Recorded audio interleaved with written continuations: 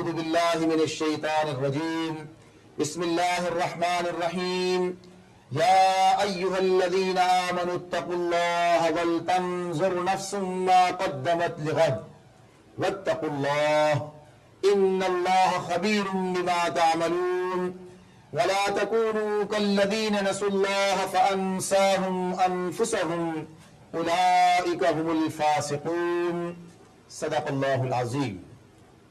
سورۃ الحشر کی دو آیات 18 اور 19 جن کا ترجمہ ہے: اے لوگوں جو ایمان لائے ہو، اللہ سے ڈرو اور ہر شخص یہ دیکھے کہ اس نے کل کے لیے کیا سامان کیا ہے۔ اللہ سے ڈرتے رہو، اللہ یقیناً تمہارے سب اعمال سے باخبر ہے۔ دیکھو، ان لوگوں کی طرح نہ ہو جاؤ جو اللہ کو بھول گئے تو اللہ نے انہیں خود اپنا نفس بھلا دیا، یہی لوگ فاسق ہیں۔ یہ ترجمہ ہے ان دونوں آیات کا جو اس وقت آپ کے سامنے تلاوت کی گئی ہے۔ اللہ رب العالمین نے اہل ایمان کو مخاطب کیا ہے۔ قرآن مجید میں اللہ تعالی مختلف انداز سے لوگوں کو خطاب فرماتے ہیں۔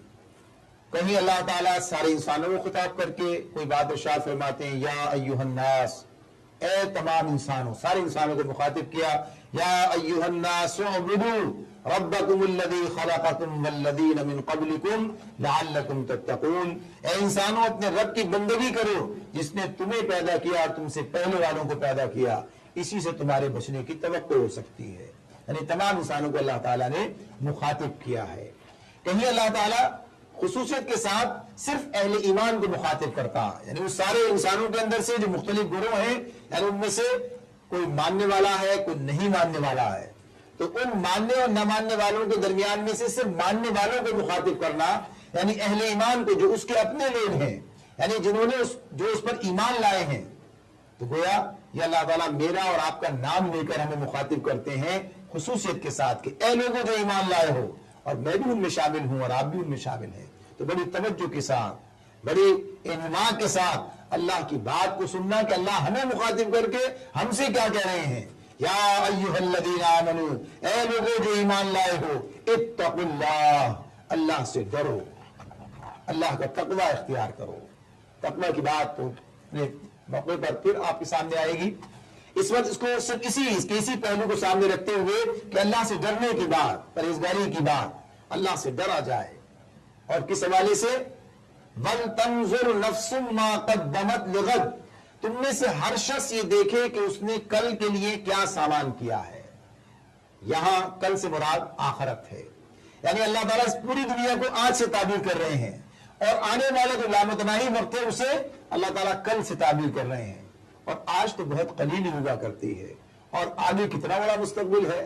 آدمی اس دنیا کی محدود زندگی میں ہی بات نہیں سمجھ پاتا، اور اس محدود سے وقت کو جو آج ہے وہ سمجھتا ہے بس یہ آج، یہ چھوٹا سا وقت، اور پھر کل۔ یہاں کل سے مراد آخرت ہے، یعنی آج پیر کے بعد آنے والا منگل نہیں، بلکہ اس دنیا کے بعد دوسری زندگی، عاقبت جسے ہم کہتے ہیں، آخرت جسے ہم کہتے ہیں، اس کے بارے میں اللہ تعالیٰ ہم سے یہ بات کہتے ہیں۔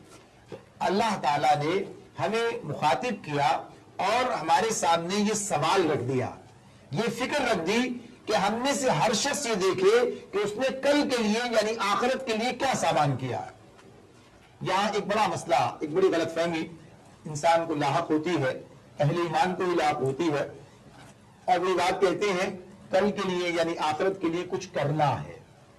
یعنی آدمی یہ سوچتا ہے کہ آخرت کے لیے کچھ کرنا ہے، اس سے مراد اس کی یہ ہوتی ہے کہ کچھ نیک کام کرنے ہیں تاکہ وہ آخرت میں کام آئے۔ اس غلط فہمی کو اس اعتبار سے دور کرنے کی ضرورت ہے کہ ہم جو کچھ بھی کر رہے ہوتے ہیں وہ کل ہی کے لیے کر رہے ہوتے ہیں، یعنی یہ نہیں کہ ہم کریں گے آخرت کے لیے ہمیں کرنا ہے۔ یہ نیک کام کے حوالے سے تو آدمی سوچتا ہے نیک کام کرنے، لیکن جو کچھ بھی ہم کر رہے ہوتے ہیں وہ دراصل آخرت ہی کے لیے کر رہے ہوتے ہیں۔ یعنی کوئی کام ایسا نہیں ہے جسے ہم کہیں کہ ہم نے دنیا کے لیے کیا، بظاہر ہم یہ کہہ رہے ہوتے ہیں، سمجھ رہے ہوتے ہیں، لیکن ہوتا نہیں ہے۔ جو کہہ دیا گیا الدنیا مزرعۃ الآخرہ، دنیا آخرت کی کھیتی ہے، یعنی جو کچھ ہم یہاں بوتے ہیں، جو کام ہم یہاں کرتے ہیں، اس کا نتیجہ آخرت میں ہمارے سامنے آنے والا ہے۔ لہٰذا یہ بات کہ آخرت کے لیے کچھ کرنا ہے، اس بات کو اس غلط فہمی میں آدمی نہ رہے، بلکہ یہ سمجھ لے کہ وہ ہر لمحے ہر لہجہ آخرت ہی کے لیے کچھ کر رہا ہوتا ہے۔ اب یہ الگ بات ہے کہ اچھا کر رہا ہے یا برا کر رہا ہے، یعنی اچھا کر رہا ہے تو بھی آخرت کے لیے جمع ہو رہا ہے، اور برا کر رہا ہے تو بھی آخرت کے لیے جمع ہو رہا ہے۔ یعنی کوئی عمل ایسا نہیں ہے جس عمل کے بارے میں آدمی یہ کہہ سکے کہ نہیں یہ دنیا میں ہی ختم ہو گیا، فنا ہو گیا، ایسا نہیں ہے۔ یعنی اس کے نتائج آخرت بہرحال سامنے آنے والے ہیں۔ لہو الحدیث، یعنی جسے لہو الحدیث کہتے ہیں، سے کوئی نفع نقصان بظاہر نظر نہیں آتا ہے، نیکی کام بھی نہیں ہے اور کوئی گناہ کے ایسے کام بھی نہیں ہے، لیکن اس میں بھی ایک پہلو یہ موجود رہتا ہے کہ اللہ کی دی ہوئی نعمت، یعنی جو وقت اس نے دیا ہے، اس کو ضائع کر دینا یہ بہت بڑا نقصان ہے، اس کا خمیازہ آدمی کو بھگتنا پڑے گا، اس لیے اس سے بھی منع کر دیا گیا لہو الحدیث سے۔ یہ بات ہمارے سامنے رہنی چاہیے کہ آدمی جو کچھ بھی کرتا ہے وہ آخرت کے لیے ہی جمع ہو رہا ہے، اور اس کی مثال ہمارے سامنے کیا ہے، اس کی وضاحت کیا ہے؟ اس کی وضاحت یہ ہے کہ ہم جو کام بھی کرتے ہیں، اچھا کریں تو بھی اور برا کریں تو بھی، وہ سب کا سب محفوظ کر دیا جاتا ہے۔ اللہ تعالیٰ ہمیں بتاتے ہیں سورہ انفطار میں، کرامن کاتبین، دو معزز کاتب، کرامن کاتبین، دو معزز کاتب اللہ نے ہمارے ساتھ لگا رکھے ہیں، یعلمون ما تفعلون، جو تم کرتے ہو وہ سب جانتے ہیں۔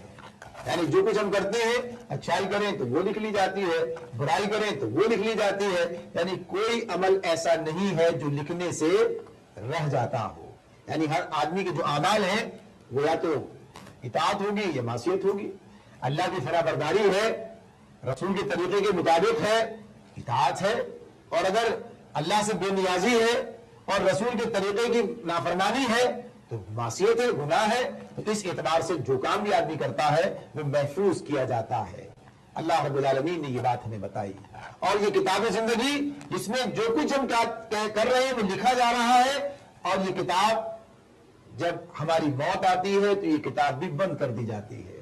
اور آخرت کے دن جب آدمی اللہ کے حضور کھڑا ہوگا تو اللہ تعالیٰ نے اس کی منظر کشی بھی ہمارے سامنے کی اور فرمایا کہ اس وقت انسان کو یہ کتاب تھما دی جائے گی، اقرأ کتابک، پڑھ اپنی کتاب۔ یعنی کتاب انسان کے جو نامہ اعمال ہے، یہ کتاب جو ہے انسان کے ہاتھ میں تھما دی جائے گی، اور کیا کہا جائے گا؟ اقرأ کتابک، پڑھ اپنی کتاب، کفیٰ بنفسک اليوم علیک حسیبا، آج اپنا حساب لگانے کے لیے تو خود کافی ہے۔ کفیٰ بنفسک اليوم علیک حسیبا، کیا گزرے گی اس وقت جب آدمی کا نامہ اعمال اس کے ہاتھ میں دے دیا جائے اور وہ دیکھے کہ اس میں ہر اچھی بری چھوٹی بڑی ہر بات لکھی ہوئی موجود ہے۔ اللہ تعالیٰ کہہ دیں کفیٰ بنفسک اليوم علیک حسیبا، کہ آج اپنا حساب لگانے کے لیے تو خود کافی ہے۔